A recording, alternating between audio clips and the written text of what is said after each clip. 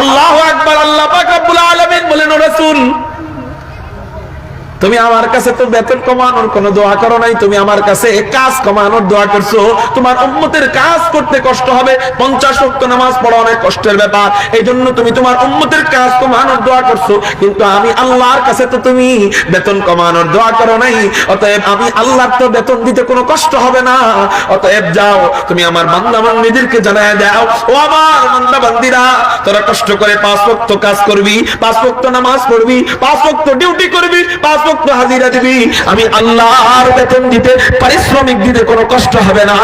আমি আল্লাহ 5 ওয়াক্ত নামাজ মনোযোগের সাথে পড়ার বিনিময়ে আমি আল্লাহ 50 ওয়াক্ত নামাজের সওয়াব গুনে গুনে দিয়ে দিব।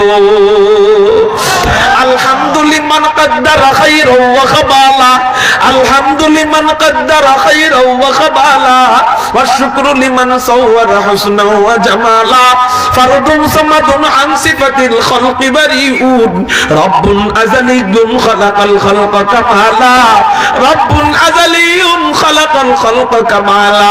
কারো জবান জরা বন্ধ থাকে না, চিৎকার দিয়ে বলেন না আল্লাহু আকবার। ইয়ো ভাই, 50 ওয়াক্ত নামাজের সওয়াব দিবে, তার মানে 1000 মিনিট নামাজের সওয়াব। কয় হাজার মিনিট? খেয়াল করেন, মজার একটা তথ্য দিই আপনাদেরকে। 1000 মিনিট নামাজের সওয়াব। তাহলে আমরা পাইছিলাম 24 ঘন্টায় মিনিট কয়টা? 1500। কয়শো? তো 1500 মিনিটের 3 ভাগের 2 ভাগ যদি নামাজেই চলে যায়, কয় ওয়াক্ত নামাজ পড়া? 5 ওয়াক্ত নামাজ পড়া আমার প্রতিদিনের 3 ভাগের 2 ভাগ সময় কিসের সওয়াবে চলে গেল? নামাজের সওয়াবে। এখন সওয়াব বানাইতে বাকি আছে কয় ভাগ? 2 ভাগ চলে গেল কিসের সওয়াবে? কয় ওয়াক্ত নামাজ পড়ার কারণে। এখন সওয়াব বানাইতে বাকি আছে কয় ভাগ? এই 1 ভাগে কয়শো মিনিট আছে? 500 মিনিট। তো 500 মিনিট ধরেন 7-8 ঘন্টা। কয় ঘন্টা? 7 থেকে 8 ঘন্টার মাঝামাঝি। এই আপনি ঘুমান কয় ঘন্টা?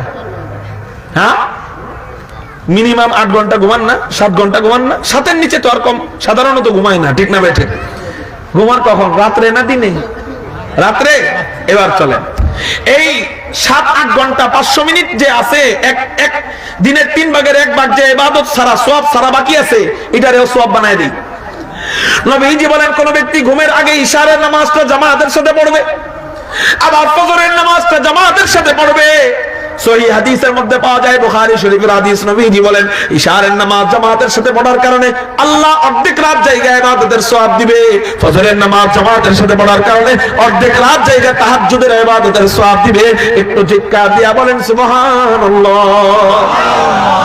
তাহলে আমি রাত্রে ঘুমাইলাম 8 ঘন্টা, মাগার ওই ঘুমটাকে আল্লাহ ঘুম হিসাবে লিখলেন না, ওই 1 ভাগটাকেও আল্লাহ তাহাজ্জুদের সওয়াব হিসাবে লিখে দিলেন। তার মানে দিনের 3 ভাগ, এই 3 ভাগের 2 ভাগ আমি ফরজ নামাজের সওয়াব পাইলাম। 5 ওয়াক্ত নামাজ একা পড়া, দিনের 2 ভাগের 3 ভাগ, 3 ভাগের 2 ভাগ আমি 5 ওয়াক্ত নামাজ একা পড়া, দিনের 3 ভাগের 2 ভাগ আমি ফরজের সওয়াব পাইলাম।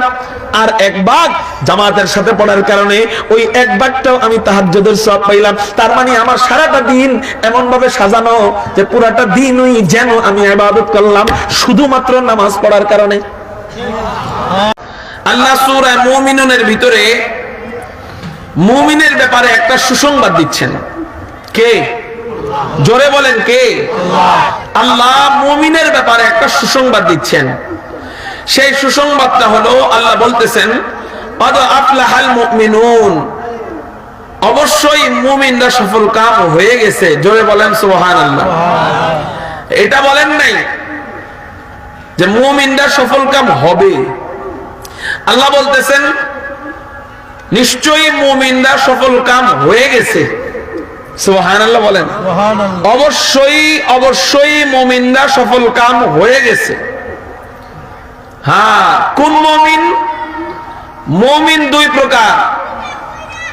এক প্রকার মুমিন হলো মুখে দাবি করে মুমিন, আরেক প্রকার দাবির হলো কামের মুমিন। অর্থাৎ এক প্রকার মুমিন নামের মুমিন, আরেক প্রকার মুমিন কামের মুমিন। নামের মুমিন কারা? নামের মুমিন এক বেনামাজি কেউ যদি যায় জিজ্ঞাসা করেন তুমি কি মুমিন, কয় হ্যাঁ আমি মুমিন। হাসিনাও বলতো আমি মুমিন, আমরা তো 5 ওয়াক্ত নামাজ পড়ি, এতে 6 ওয়াক্ত নামাজ পড়তো, তাহাজ্জুদ পড়ে, হে মুমিন না? কিন্তু ওই দিক দিয়ে মানুষ মারতো, ওই দিক দিয়ে মানুষ মেরে মেরে কয় আমার কি দোষ, আমি তো আমার দোষ খুঁজে পাই না। ঠিক না ভাই? ঠিক। আল্লাহ তো একটা হলো নামের মুমিন আর একটা হলো কামের মুমিন। যে ব্যক্তি আসলেই কামের মুমিন, এর ভিতরে 4টা গুণ থাকবে। জোরে বলেন কয়টা গুণ? এটা সবার আগে থাকবেই, এরপরে যায় অন্যান্য গুণাবলী ঢুকবে, কিন্তু এই 4টা গুণ তার ভিতরে অবশ্যই থাকবে। এই 4 গুণ যখন থাকবে, আল্লাহ বলেন সে মুমিন, আর মুমিন সফল কাম, দুনিয়াতেও সফল আখিরাতেও সফল। দুনিয়াতেও সে সফল, আখিরাতেও সে সফল। কারণ দুনিয়াতে সফল কিভাবে? মুমিনের পরিচয় আল্লাহ দিচ্ছেন আরেক আয়াতে, আল্লাহু ওয়ালিয়ুল্লাযীনা আমানু ইখরিজুহুম মিনাল যুলুমাতি ইলান নূর। আল্লাহু ওয়ালিয়ুল্লাযীনা আমানু ইখরিজুহুম মিনান নূরি ইলাল যুলুমাত, নাকি আল্লাহু ওয়ালিয়ুল্লাযীনা আমানু ইখরিজুহুম মিনাল যুলুমাতি ইলান নূর। আল্লাহ এখানে মুমিনকে আল্লাহু ওয়ালি, আল্লাহ বলতেছেন মুমিন আল্লাহর ওয়ালা। সুবহানাল্লাহ। মুমিন কারা? আল্লাহু ওয়ালিয়ুল্লাযীনা আমানু, আল্লাযীনা আমানু যারা ঈমান আনে, যারা মুমিন তারা আল্লাহ ওয়ালি। সুবহানাল্লাহ। তারা আল্লাহ ওয়ালা, তারা আল্লাহর বন্ধু। সুবহানাল্লাহ বলে।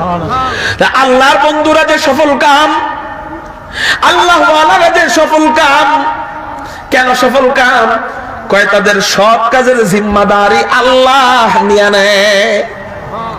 তাদের সব কাজের জিম্মাদারি কে নেয়? এটা আরেক আয়াতে আল্লাহ বলতেছেন, আলা ইন্না আউলিয়া আল্লাহি লা খাউফুন আলাইহিম ওয়া লা হুম ইয়াহজানুন।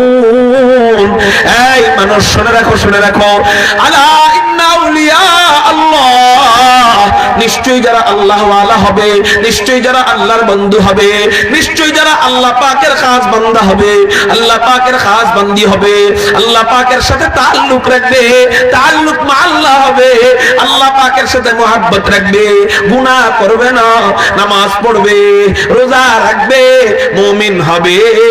মুমিন হলেই তো সে আল্লাহ ওয়ালা। আল্লাহ বলতেছেন আল্লাহ ওয়ালা যখন সে হবে, লা খাউফুন আলাইহিম ওয়া লা হুম ইয়াহজানুন, তাদের কোনো ভয় নাই, ওয়া লা হুম ইয়াহজানুন, তাদের কোনো পেরেশানির কারণে কোনো চিন্তা নাই। একটু চিৎকার দিয়া বলেন সুবহানাল্লাহ। সুবহানাল্লাহ। অর্থাৎ মুমিনরা, আল্লাহ বলতেছেন মুমিন যে সে ওলি, আর ওলি যে তার কোনো ভয় নাই, তার কোনো চিন্তা নাই। আমরা বাহ্যিকভাবে দেখি মুমিনরা মুসিবতে পড়ে বেশি, ঠিক না বেশি? গত বিগত 16 বছরে হিন্দুদের লিডাররা কয়জন গ্রেফতার হয়েছে আমার জানা নাই। কাদিয়ানির লিডাররা কয়জন গ্রেফতার হয়েছে আমার জানা নাই। খ্রিস্টান ইহুদিদের লিডার কয়জন গ্রেফতার হয়েছে আমার জানা নাই। কিন্তু গত 16 বছরে মুমিনদের সরদার, আল্লাহ ওয়ালাদের লিডার আয়েদ মিল্লাত জুনায়েদ বাবনগরী সহ অসংখ্য অগণিত আল্লাহ ওয়ালা মুমিন আলেমদেরকে জেলে ঢুকাইছে। তাহলে মুসিবত মুমিনের উপরে আসে, ভয় মুমিনের উপরে আসে, টেনশন মুমিনের জীবনে আসে। মুমিনের জীবনে অভাব বেশি হয়, তো টেনশন মুমিনের জীবনে আসে, মুসিবত মুমিনের জীবনে আসে।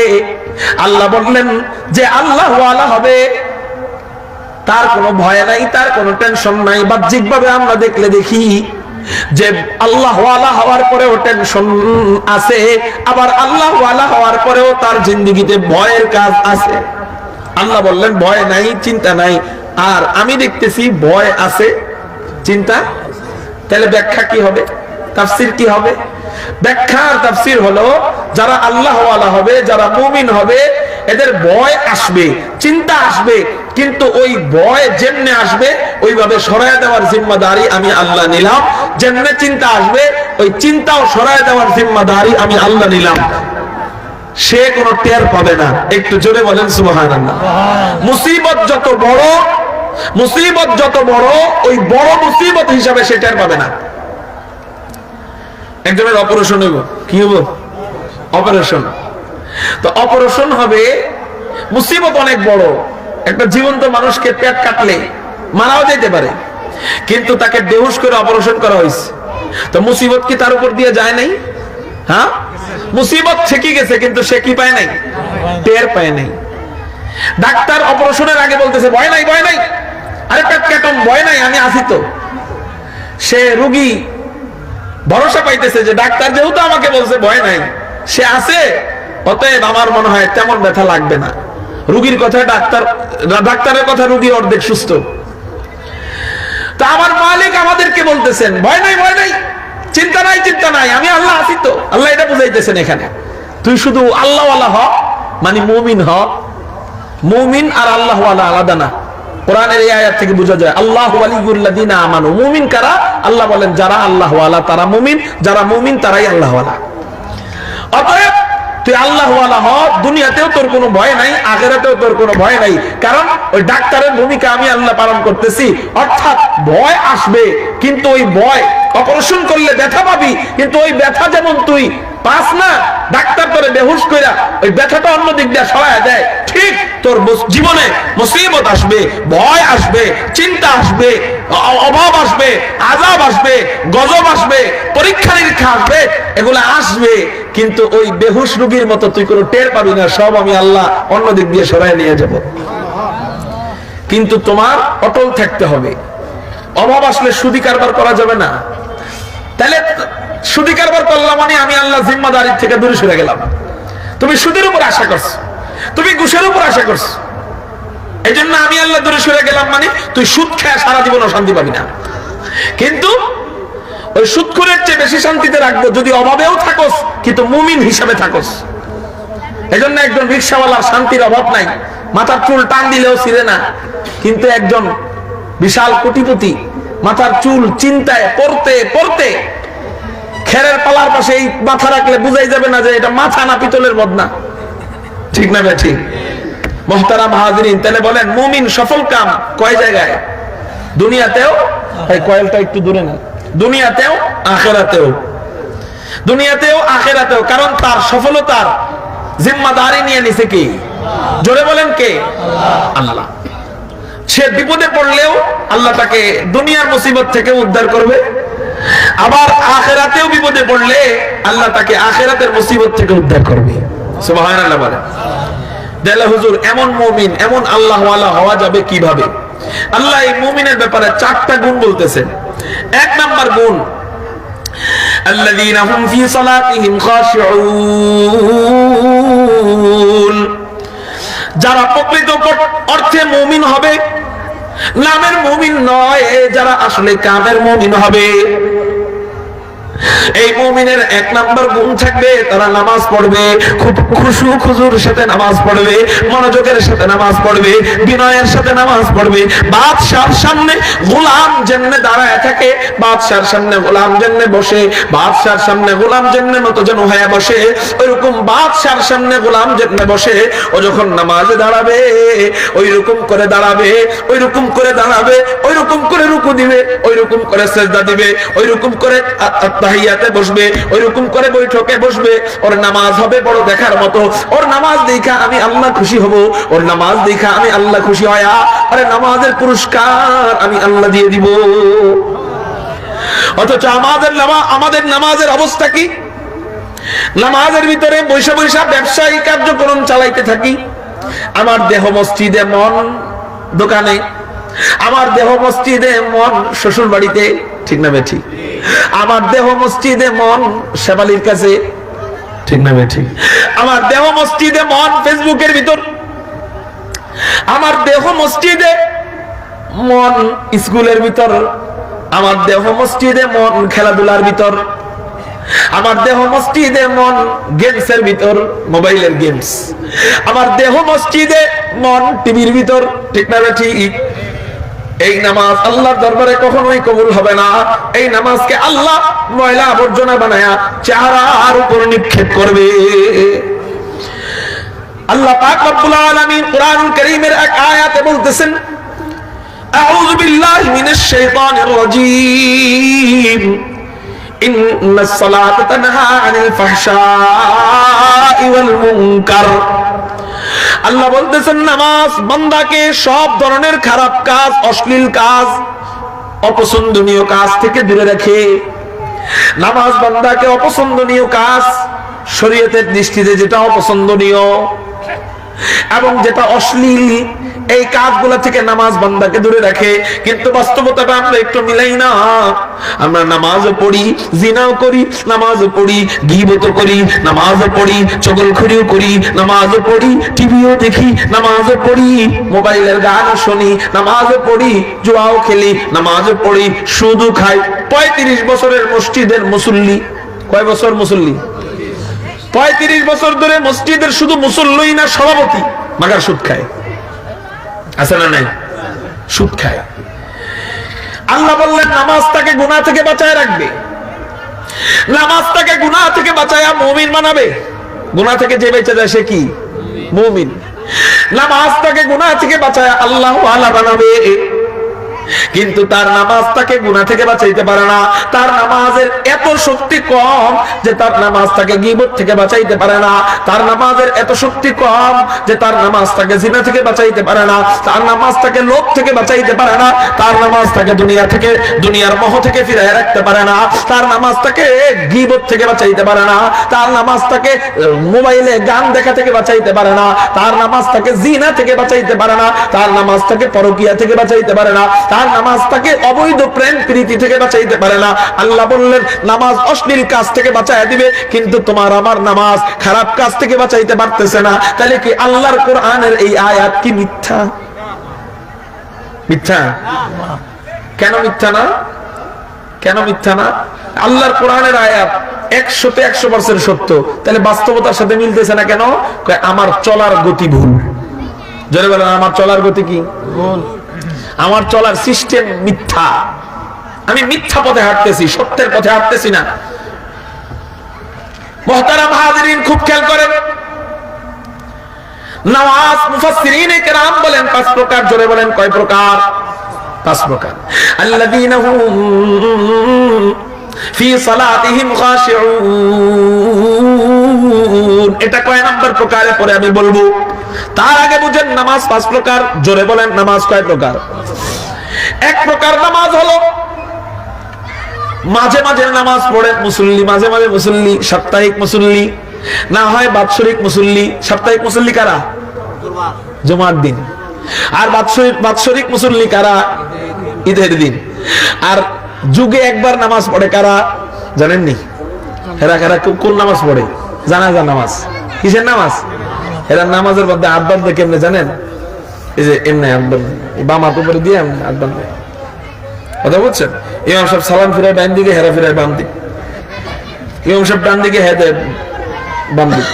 ওই এক জায়গার এক এমপি সাহেব, ইমাম সাহেব প্রথমে আল্লাহু আকবার বলছে, তো ইমাম সাহেব দ্বিতীয়বার আল্লাহু আকবার বলছে। ওই মদনে বুঝেও না, জানেও না যে জানাজার নামাজে কয়েকটা তাকবীর আছে। ইমাম সাহেব দ্বিতীয়বার আল্লাহু আকবার বলার পরে হয়ে গেছে রুকুতে। তৃতীয়বার আল্লাহু আকবার পরে হয়ে গেছে সিজদায়।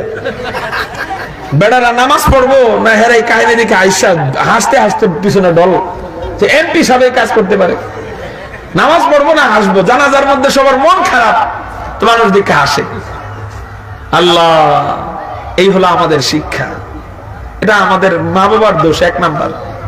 এটা আপনার দোষ, আপনি সন্তানরা শিখেন নাই। জানাজার নামাজে যায় লজ্জা পাইতে হয়। আবার অনেক এমপি মন্ত্রী সাহেব দেখবেন জানাজার নামাজে দোয়া পড়বো কি আল্লাহু আকবার, মানে জানাজার নামাজের দোয়াটুক পারে না। দুরূদ শরীফ কোন জায়গায় পড়তে হয়, সানা কোন জায়গায় পড়তে হয়, এটা পারে না এরা।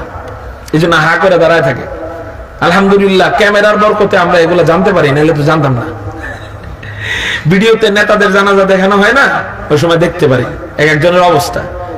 একজনের জানাজার নামাজে দাঁড়াইছে, কয়েকদিন আগে দেখছিলাম, কোন দলের নেতা যেন পাখি উড়ে যায়, পাখি গনে বসে বসে জানাজার নামাজের ভিতরে। আপনারাও এগুলো দেখছেন। তাই নামাজ কয় প্রকার বলেন? আমার নামাজ আমারে গুনাহ থেকে বাঁচাইতে পারে না। কেন বলে? হয়তো আমি 1 নাম্বার মুসল্লি, 1 নাম্বার নামাজি, অর্থাৎ আমি সাপ্তাহিক মুসল্লি, না হয় আমি বাৎসরিক মুসল্লি, না হয় আমি জীবনে একবার মুসল্লি জানাজা পড়ছি। এই জন্য আমার নামাজ আমারে গুনাহ থেকে বাঁচাইতে পারতেছে না। 2 নাম্বার নামাজ হলো নামাজে দাঁড়ায় ঠিক মন থাকে আরেকদিকে, মন থাকে শ্বশুর বাড়ি, মন থাকে গেমসের ভিতর, মন থাকে খেলার ভিতর, মন থাকে জুয়ার ভিতর, মন থাকে ব্যাংকের ভিতর, মন থাকে অফিস আদালতে, মন থাকে বাহিরে, মন থাকে ফুটবল খেলার মাঠে, মন থাকে ক্রিকেট খেলার মাঠে। মুহতারাম হাজিরিন, ওই ব্যক্তি নামাজ পড়ে কিন্তু তার নামাজ আল্লাহ কবুল করেন না। ওই নামাজকে আল্লাহ ময়লা আবর্জনা বানায় তার চেহারার মধ্যে নিক্ষেপ করেন। এইরকম মুসল্লি আমাদের এলাকার মধ্যে আছে না নাই? এরকম মসজিদের ভিতরে 5 ভাগের 4 ভাগে এরকম মুসল্লি নামাজের ভিতরে মনোযোগ নাই। আল্লাহু আকবার। এই হলো 2 নম্বর প্রকার ব্যক্তির নামাজ, নামাজের ভিতরে মনোযোগ নাই। তার এই নামাজ হই না, এই জন্য তার নামাজ তাকে মুমিন বানাইতে পারতেছে, তার নামাজ তাকে গীবত থেকে বাঁচাইতে পারতেছে, তার নামাজ থেকে বিড়ি খাওয়া থেকে বাঁচাইতে পারতেছে, তার নামাজ তাকে টিভি দেখা থেকে বাঁচাইতে পারতেছে, তার নামাজ তাকে জিনা থেকে বাঁচাইতে পারতেছে না, তার নামাজ তাকে অশ্লীল পাপাচার থেকে বাঁচাইতে পারতেছে না, কারণ তার নামাজ অতি দুর্বল। 3 প্রকার 3 নম্বর ব্যক্তির নামাজ হলো মুমিনের নামাজ। এই মুমিনের নামাজই আল্লাহ বলতেছেন আল্লাযীনা হুম ফি সালাতিহিম খাশিউন।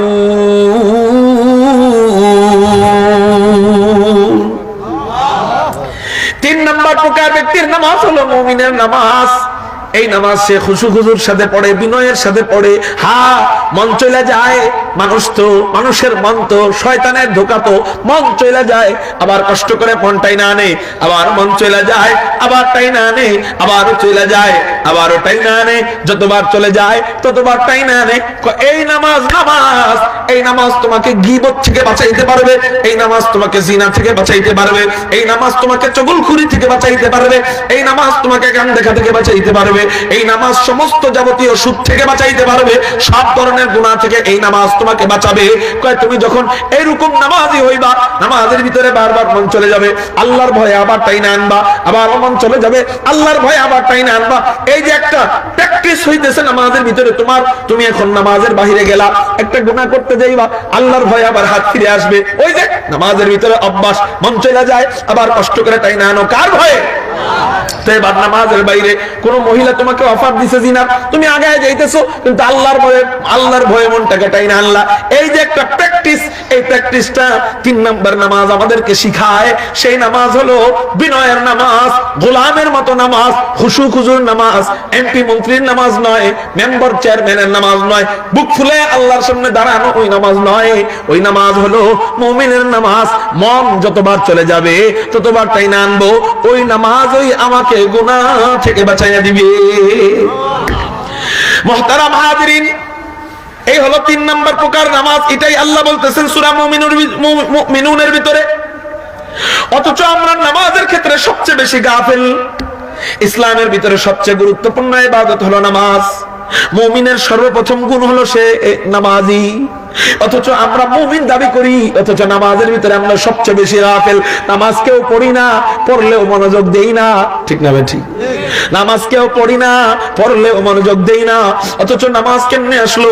নবীজি হাদিসের মধ্যে বলেন, বুখারী শরীফের হাদিস, বুনিয়াল ইসলামু আলা খামস, শাহাদাতি আল্লাহ ইলাহা ইল্লাল্লাহ ওয়া আন্না মুহাম্মাদার রাসূলুল্লাহ ওয়া ইকামিস সালাহ ওয়া ইতাইজ যাকাহ ওয়াল হজ্জ ওয়া সাওম রমাযান। নবীজি বলেন ইসলামের মূল ভিত্তি 5টা। চিৎকার দিয়ে বলেন কয়টা? এতদিন আমরা জানছি এই 5টা, একটু ভিন্ন ভাবে আজকে জানবো। ভাই বাতাসের ব্যবস্থা নেই, পাখা নেই। এতদিন আমরা জানছি ইসলামের মূল ভিত্তি কয়টা, আজকে আমরা একটু ভিন্ন ভাবে জানবো। ইসলামের 1 নম্বর মূল ভিত্তি হলো ঈমান। জোরে বলেন কি? 2 নম্বর নামাজ, 3 নম্বর যাকাত, 4 নম্বর হজ, 5 নম্বর রোজা। এই 5টা ভিত্তি, মূল ভিত্তি সম্পর্কে আমরা জানি, কিন্তু আজকে ভিন্নভাবে যেটা জানবো সেটা হলো ইসলামের 5 মূল ভিত্তির ভিতরে একটা বাদে বাকি 4টা আল্লাহ ওহীর মাধ্যমে নাজিল করেছেন, কিন্তু একটা মাত্র ইবাদত আল্লাহ ওহীর মাধ্যমে নাজিল করেন নাই। এই ইবাদতটা আল্লাহ ডাইরেক্ট দিয়েছেন। সুবহানাল্লাহ বলেন। যেমন 1 নম্বর ইবাদত, 1 নম্বর মুমিনের কাজ হলো তার ঈমান আনা। আমরা ঈমান আনার পরেই তো মুমিন নাকি? তো 1 নম্বর কাজ হলো ঈমান আনা। এই ঈমান আনাটা আল্লাহ পাক রব্বুল আলামিন ওহীর মাধ্যমে নাযিল করেছেন, ডাইরেক্ট নাযিল করেন নাই, ওহীর মাধ্যমে নাযিল করেছেন। যেমন ঈমানের আয়াত, আমিনু কামা আমানান নাস ইন্নাল্লাযীনা আমানু ওয়া আমিলুস সালিহাতি কানাত লাহুম জান্নাতুল ফিরদাউসি নুজুলা ওয়া লা তাহিনু ওয়া লা তাহজানু ওয়া আনতুমুল আ'লাউনা ইন কুনতুম মুমিনিন ক্বাদ আফলাহাল মুমিনুন। এই যে ঈমানের আয়াতগুলা, আমিনু কামা আমানান নাস আল্লাযীনা আমানু ওয়া আমিলুস সালিহাত ইন্নাল্লাযীনা আমানু ওয়া আমিলুস সালিহাত, ঈমানের এই সমস্ত আয়াতগুলা আল্লাহ ডাইরেক্ট নাযিল করেন নাই, ওহীর মাধ্যমে নাযিল করছেন। ইসলামের মূল ভিত্তির মধ্যে আরেকটা মূল ভিত্তি হলো যাকাত। যাকাত আল্লাহ ডাইরেক্ট নাযিল করেন নাই, ওহীর মাধ্যমে নাযিল করেছেন। ওয়া আতুজ যাকাত। ইসলামের মূল ভিত্তির মধ্যে আরেকটা মূল ভিত্তি হলো হজ। হজ আল্লাহ ডাইরেক্ট নাযিল করেন নাই, ওহীর মাধ্যমে নাযিল করেছেন। ওয়ালিল্লাহি আলান নাসি হিজ্জুল বাইতি মান ইসতাতা ইলাইহি সাবিলা। 5 নাম্বার রোজা। রোজাও আল্লাহ ডাইরেক্ট নাযিল করেন নাই, ওহীর মাধ্যমে নাযিল করেছেন। কুতিবা আলাইকুমুস সিয়াম কামা কুতিবা আলাল্লাযীনা মিন ক্বাবলিকুম। আপনারা আমার দিকে মনোযোগ দেন, তাফসীর চলতেছে, চুল পরিমাণ মনোযোগ অন্যদিকে নিব না। রোজা ওহীর মাধ্যমে নাযিল করেছেন। আল্লাহ বলতেছেন কুতিবা আলাইকুমুস সিয়াম কামা কুতিবা আলাল্লাযীনা মিন ক্বাবলিকুম লাআল্লাকুম তাত্তাকুন।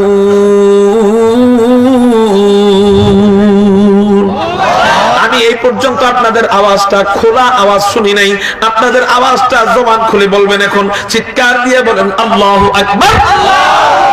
এটা আমি বললাম দেখে বললেন, এখন বলবো না, শুধু ইশারা দিব, দেখবো সাউন্ড কমছে না বাড়ছে।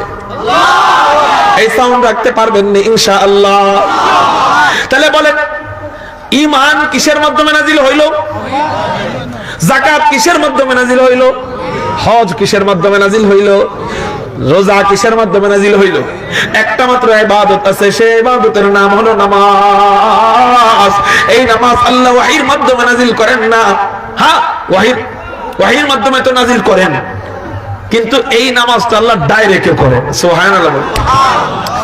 ওহীর মাধ্যমে নাযিল করেন না বলতে আমি যেটা বুঝাইতে চাইতেছি, শুধু ওহীর মাধ্যমে নাযিল করেন না, ওহীর মাধ্যমে তো করেন, ওই ডাইরেক্ট নামাজ নাযিল করেন। কেমনে কেমনে?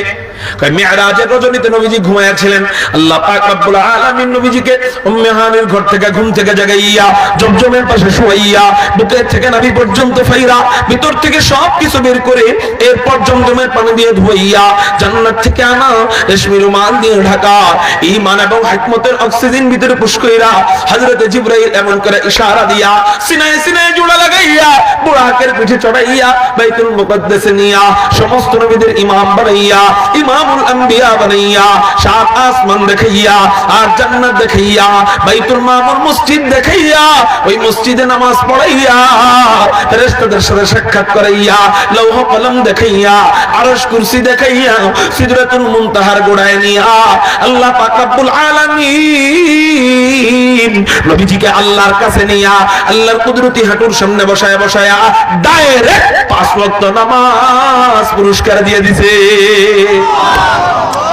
ইসলামের সমস্ত ইবাদত ডাইরেক্ট নাকি ওহী? কিন্তু একটা মাত্র ইবাদত কি ডাইরেক্ট। সুবহানাল্লাহ বলেন। ওহীও হইছে, ডাইরেক্টও হইছে, এর নাম হলো নামাজ।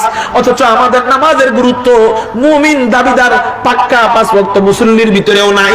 যদি গুরুত্ব থাকতোই, ইমাম সাহেবের কখনো ভুল হয়ে যায়, এই ভুল যেমন সেজদা 2টার জায়গায় 1টা দিয়ে ফেললো, দুইটার জায়গায় 3টা দিয়ে ফেললো, ভুল একজনই ধরে, বাকিরা ধরে না।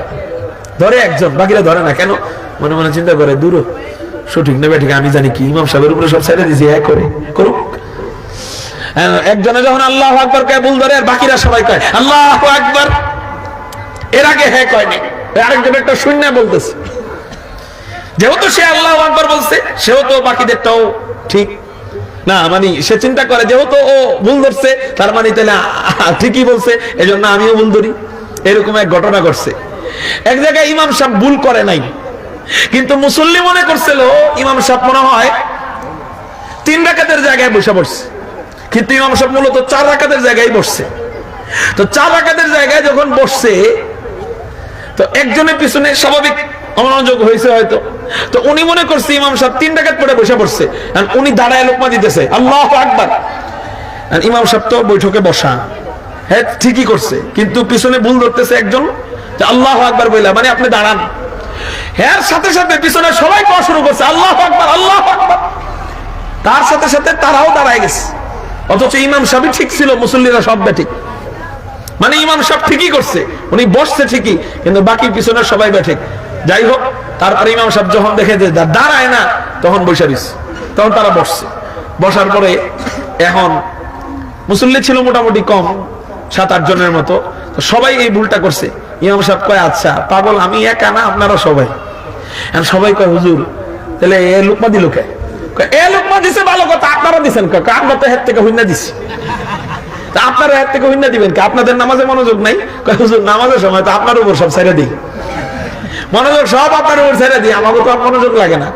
শেষে সিসিটিভি দেখা, ওই মসজিদের সিসিটিভি দেখা বের করছে যে আসলে ইমাম সাহেব সঠিক নাকি মুসল্লিরা সঠিক।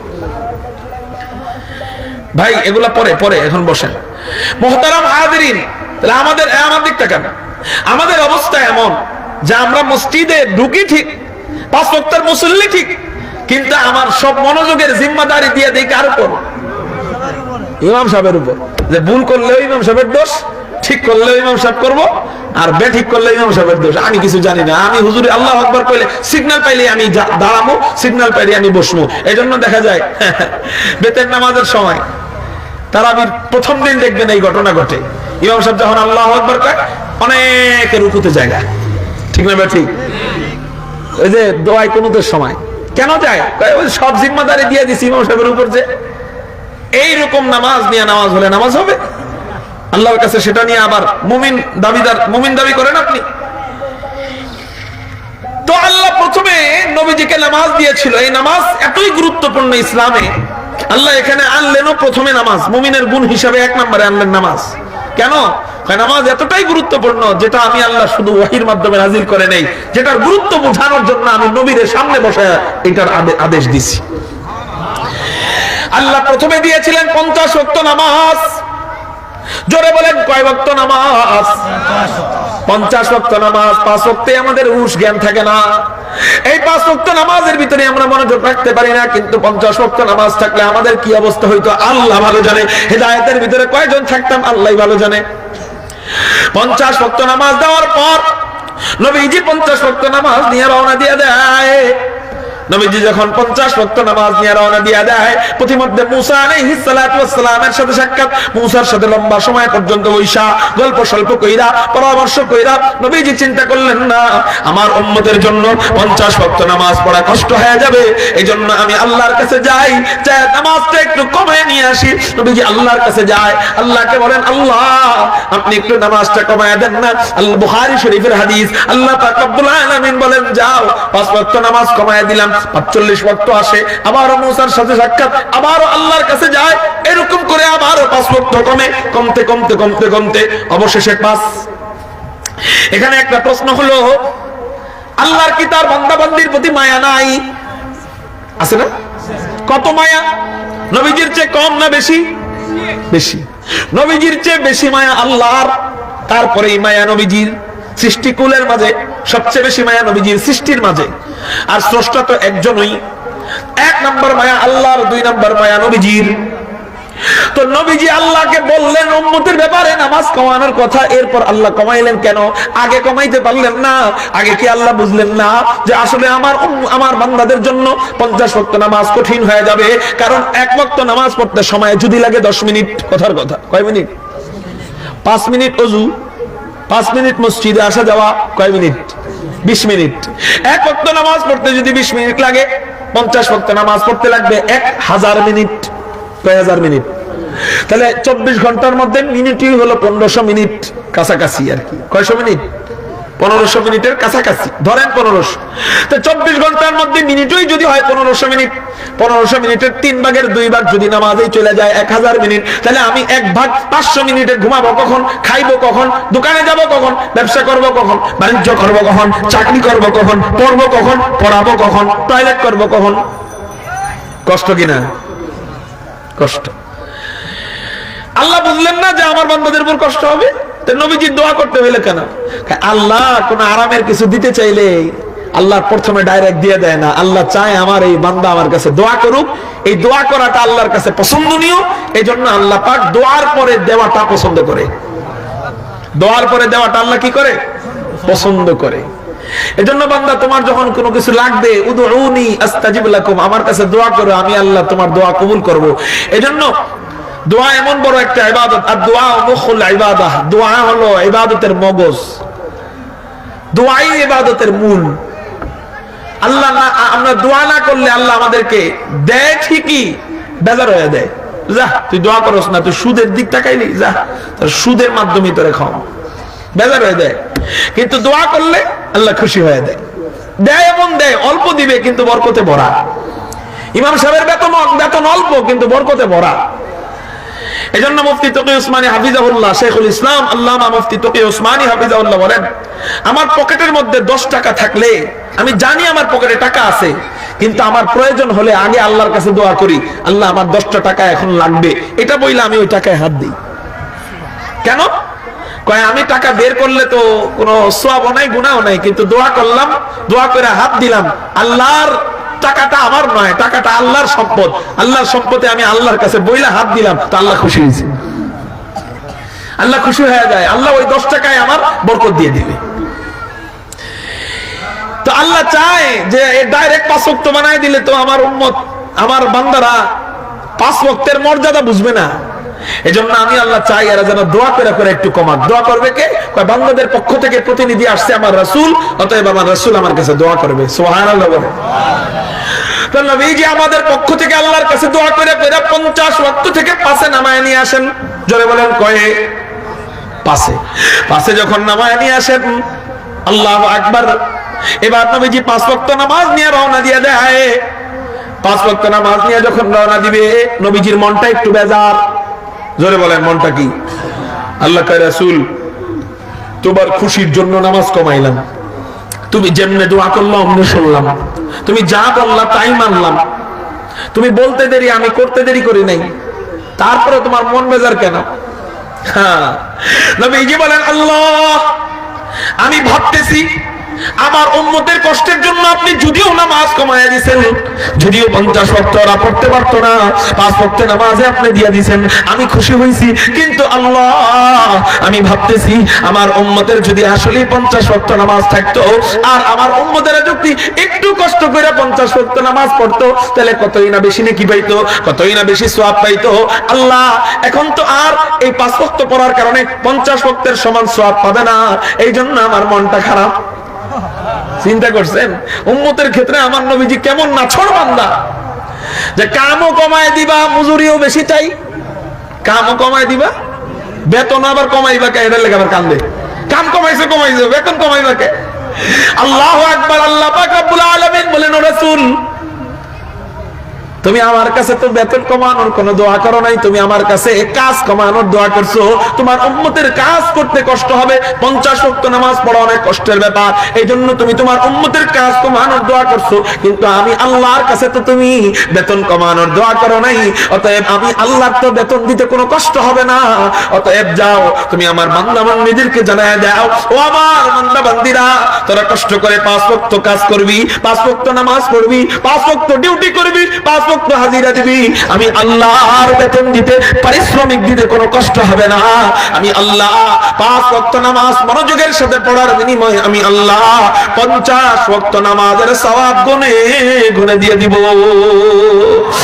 আলহামদুলিল্লাহ কদ্দারা খায়রাও ওয়া খাবালা, আলহামদুলিল্লাহ কদ্দারা খায়রাও ওয়া খাবালা, ওয়া শুকরু লিমান সাওয়ারা হুসনাও ওয়া জামালা, ফারদুন সামাদুন আন সিফাতিল খালকি বারিউন, রব্বুন আযালিয়ুন খালাকাল খালকা কামালা, রব্বুন আযালিয়ুন খালাকাল খালকা কামালা। কারো জবান জবান বন্ধ থাকে না, চিৎকার দিয়ে বলেন না আল্লাহু আকবার। ইয়ো ভাই, 50 ওয়াক্ত নামাজের সওয়াব দিবে, তার মানে 1000 মিনিট নামাজের সওয়াব। কয় হাজার মিনিট? খেয়াল করেন, মজার একটা তথ্য দিই আপনাদেরকে, 1000 মিনিট নামাজের সওয়াব। তাহলে আমরা পাইছিলাম 24 ঘন্টায় মিনিট কয়টা? 1500, কয়শো? তো 1500 মিনিটের 3 ভাগের 2 ভাগ যদি নামাজেই চলে যায়, কয় ওয়াক্ত নামাজ পড়া? 5 ওয়াক্ত নামাজ পড়া আমার প্রতিদিনের 3 ভাগের 2 ভাগ সময় কিসের সওয়াবে চলে গেল? নামাজের সওয়াবে। এখন সওয়াব বানাইতে বাকি আছে কয় ভাগ? 2 ভাগ চলে গেল কিসের সওয়াবে? কয় ওয়াক্ত নামাজ পড়ার কারণে। এখন সওয়াব বানাইতে বাকি আছে কয় ভাগ? এই 1 ভাগে কয়শো মিনিট আছে? 500 মিনিট। তো 500 মিনিট ধরেন 7-8 ঘন্টা। কয় ঘন্টা? 7 থেকে 8 ঘন্টার মাঝামাঝি। এই আপনি ঘুমান কয় ঘন্টা? হ্যাঁ, মিনিমাম 8 ঘন্টা ঘুমান না? 7 ঘন্টা ঘুমান না? 7-এর নিচে তো আর কম সাধারণত ঘুমায় না, ঠিক না বেঠে? ঘুমান কখন? রাত্রে না দিনে? রাত্রে। এবার চলেন, এই 7-8 ঘন্টা 500 মিনিট যে আছে, এক দিনের 3 ভাগের 1 ভাগ যে ইবাদত সারা সওয়াব সারা বাকি আছে, এটারেও সওয়াব বানায় দিই। নবীজি বলেন, কোন ব্যক্তি ঘুমের আগে ইশারের নামাজটা জামাতের সাথে পড়বে, আবার ফজরের নামাজটা জামাতের সাথে পড়বে। সহিহ হাদিসের মধ্যে পাওয়া যায়, বুখারী শরীফের হাদিস, নবীজি বলেন ইশারের নামাজ জামাতের সাথে পড়ার কারণে আল্লাহ অর্ধেক রাত জায়গায় ইবাদতের সওয়াব দিবে, ফজরের নামাজ জামাতের সাথে পড়ার কারণে অর্ধেক রাত জায়গায় তাহাজ্জুদের ইবাদতের সওয়াব দিবে। একটু চিৎকার দিয়া বলেন সুবহানাল্লাহ।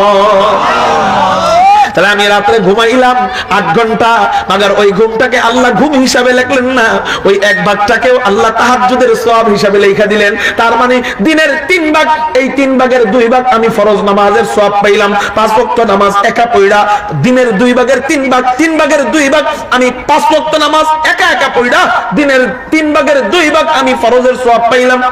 আর 1 ভাগ জামাতের সাথে পড়ার কারণে ওই 1 ভাগটাও আমি তাহাজ্জুদের সওয়াব পাইলাম। তার মানে আমার সারাটা দিন এমন ভাবে সাজানো যে পুরাটা দিনই যেন আমি ইবাদত করলাম শুধুমাত্র নামাজ পড়ার কারণে। আপনার 24 ঘন্টার মধ্যে ইবাদত ছাড়া তাহলে আর কোন মিনিট আছে? আসেনি? কয় ওয়াক্ত নামাজ পড়ে এরকম ইবাদত বানাইলেন? ঘুমের কাফারা হয়ে গেছে। টয়লেটের কাফারা, টয়লেট করলে তো আলাদা সওয়াব নাই, কিন্তু টয়লেটের সময়টাও নামাজের মাধ্যমে, 5 ওয়াক্ত নামাজের মাধ্যমে ওই সময়টাও ইবাদতের সওয়াব হয়ে গেছে। সুবহানাল্লাহ বলেন। এরকম করে একটা ব্যক্তি যদি তার প্রতিদিনের 24 ঘন্টা সাজায়, সে যদি 100 বছর হায়াত পায়, 100 বছরে যদি এরকম সাজায় মরণ পর্যন্ত যায়, সে যেন মরণের আগ পর্যন্ত 100 বছর ইবাদতের ফরজ নামাজ এবং তাহাজ্জুদের সওয়াব পেয়ে গেল। আর আস্তে করে সুবহানাল্লাহ বলেন। তাহলে ইসলামের ভিতরে নামাজ গুরুত্বপূর্ণ ইবাদত না সাধারণ ইবাদত? শুধু নামাজের মাধ্যমেই আমি মরণ পর্যন্ত সওয়াব পাইলাম। হজের সওয়াব আলাদা, যাকাতের সওয়াব আলাদা, দানের সওয়াব আলাদা, জিকিরের সওয়াব আলাদা, ভালো অন্যান্য কাজের সওয়াব আলাদা। শুধু 5 ওয়াক্ত নামাজ পড়লাম জামাতের সাথে, বাস পুরা জিন্দেগির নেকি আমি পেয়ে গেলাম। তাহলে এই নামাজ যদি এত বড় অফারটা যদি আমি নামাজ পড়ি ঠিক, যদি অমনোযোগের সাথে হয়, তাহলে কি বলেন এটা কি আর নামাজ থাকবে? এই বিশাল নিয়ামত থেকে আমরা মাহরুম হব না? আজকে থেকে একটা নিয়ত করেন, হুজুর আমরা আজকে নামাজে দাঁড়াবো, যতবার নামাজের থেকে মন চলে যাবে ততবার টাইনে আনবো, নামাজের ভিতরে শয়তানের সাথে আমি জিহাদ করব। যতবার চলে যাবে ততবার মন টাইনে আনবো, যতবার চলে যাবে ততবার মন টাইনে আনবো। হুজুর এই যে বারবার মন চলে যাবে এটা কি গুনাহ হয় না? আমি বলবো বারবার মন চলে গেলে গুনাহ হবে না। কেন গুনাহ হবে না? কারণ মন তো আর আপনি ইচ্ছা করে নিতেছেন না, শয়তান নিয়ে যেতেছে। অতএব আপনি টাইনা আনেন, এটা আপনার দায়িত্ব। কিন্তু কেউ মন চলে যায় কিন্তু টাইনা আনে না, তার গুনাহ হবে। মন চলে যেতেছে কিন্তু আর আনলোই না নামাজে, তার কি হবে? গুনাহ হবে। অতএব নামাজ বলছিলাম 5 প্রকার। একটা হলো সাপ্তাহিক বাৎসরিক মুসল্লি, 2 নম্বর মুসল্লিকে নামাজই 5 প্রকার। 2 নম্বর মুসল্লি হলো নামাজ পড়ে ঠিক, দেখে বোঝা যায় নামাজ পড়ে, কিন্তু ভিতরে নামাজের মনোযোগ নাই। তার নামাজ গুনাহ থেকে বাঁচাইতে পারে, তার নামাজ তাকে মুমিন বানাইতে পারে, ওই নামাজই মুমিন নয়, ওই নামাজই। 3 নম্বর মুমিনের নামাজ, মন চলে যাবে টাইনা আনবো, চলে যাবে টাইনা আনবো। 4 নম্বর আল্লাহ ওয়ালাদের নামাজ, নামাজের ঢোকা থেকে নিয়ে শেষ হওয়া পর্যন্ত বেহুশের মতো সে নামাজের ভিতরে মনোযোগ রাখে। অর্থাৎ ঘুমের ব্যক্তি যেমন ঘুমের ভিতরে মনোযোগ, ওই রকম নামাজি ব্যক্তিটাও আল্লাহ ওয়ালাদের নামাজ এমন হয় যে নামাজের ভিতরেই মনোযোগ, আর বাহিরে নামাজ যায় না। মুত্তাকি বান্দাদের নামাজ এটা, বাহিরে মন যায় না।